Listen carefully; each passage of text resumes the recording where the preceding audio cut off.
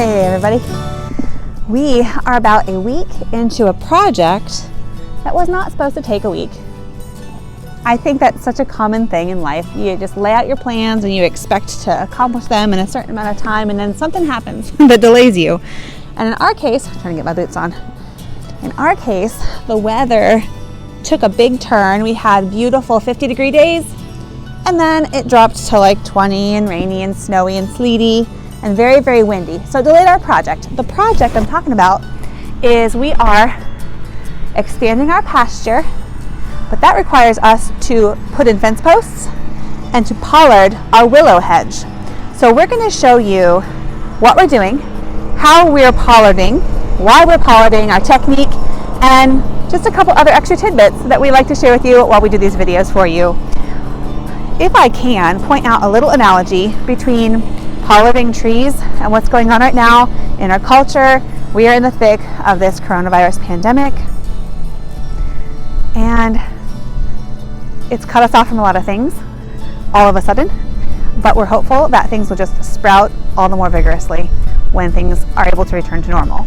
So let me show you what the husband is up to. Looks like he's almost done.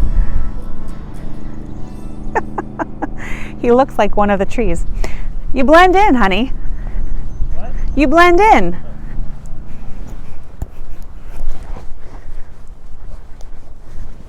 Told him what we're doing already. What is happening back there? We are pollarding some willow trees. Yeah, our willow hedge. It lines the road. It does. How long do you think these willow trees have been in existence? I don't know. I bet they planted them maybe 15 years ago. Okay. Maybe 20, maybe 15, probably 15.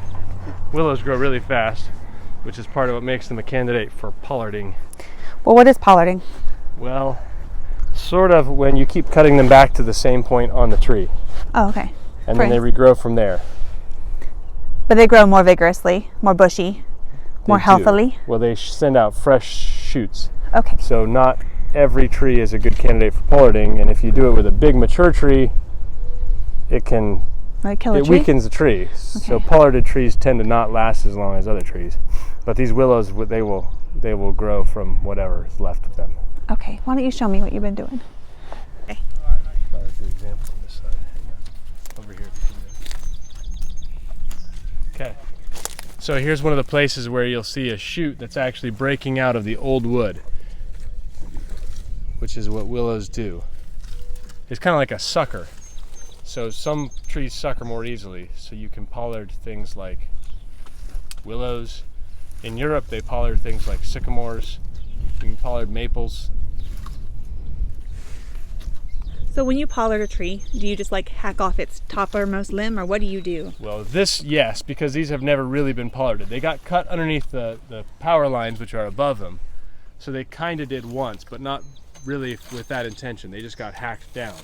So my intention is that from now on, this is the height at which I can reach them on top of our hay wagon. Okay. So they'll send out new shoots from the tops of these, and then each year we'll just cut down to that new shoot line, and they'll send out new shoots. So you'll get like a big mass of shoots at the top over time. Does it look like kind of like what happened here almost? Yes, like what happened there. Okay. That was from the previous trim from the power line company. Okay.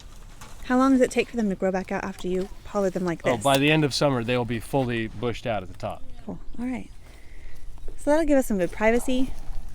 It'll give us healthier willows, right? Not necessarily healthier, just different. Different. Okay. Because, well, if we let them grow, the power company was going to come at some point and hack them down again. Mm-hmm. But it's better to hack. It actually would have been better to hack them about 4 weeks ago, when it was still dormant in winter. This is a little bit too far along in the spring, but sometimes that's how life goes. Well, how often do you have to do that? What? Say, boys, get over here and work? About every 5 minutes. No, that's not what I meant. How often do you have to pollard your willow trees? Once we get them going, we'll do it every year. Okay. But then it'll be fast. We won't even use a chainsaw.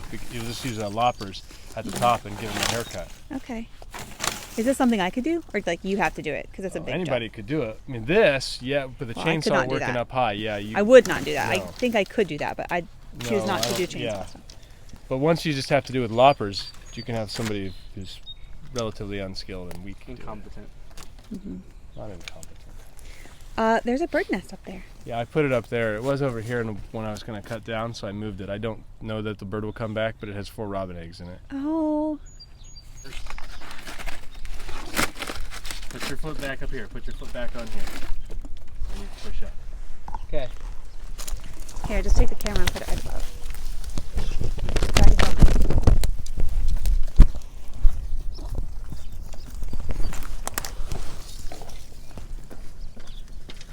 You can kind of get far away if you want.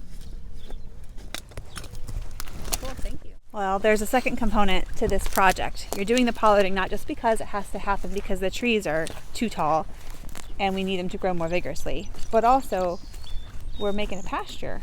We are. We're putting a fence here, which I think there's some clippage of Thomas and some of the boys doing some fence post digging. Yeah, that was hard work. So there we're going to have a wooden fence with some rough sawn natural edge boards across the front here. Yeah. And then on the sides it'll be Electricity. electricity. We've used polywire with a lot of success for the donkeys. They train easily to it, and so we're going to put that up here. It's kind of close to the road, kind of close to a neighbor dog's curiosity, so we'll hopefully not have any problems. It is our It's our orchard.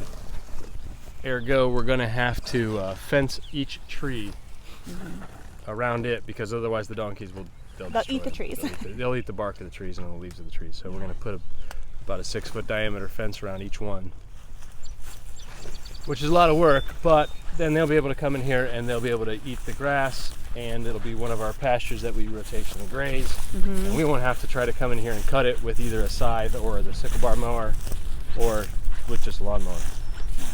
So we're all working together. It's kind of nice, but we had to do a little preparation for that to happen. I think you keep chopping off my head. I don't know what I'm chopping off.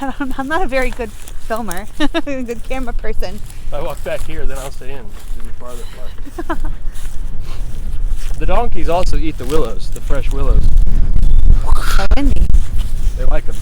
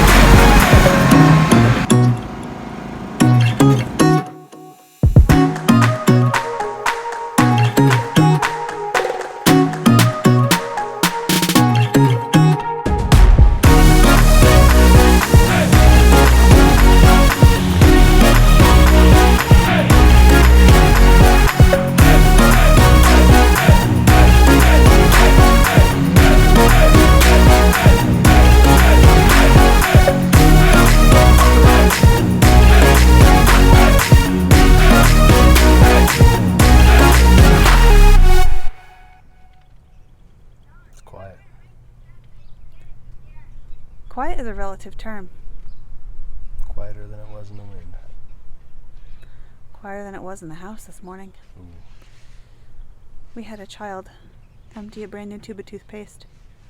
It was quiet when he did that. He was very sneaky. Yeah. It's kind of quiet in the world. Yeah. You know where it's not quiet? Fu Manchu. Fu Manchu is loud. It is loud. Does make a statement. Ah. All right. Well, Getting back to we'll see you in the next video. Thanks for watching.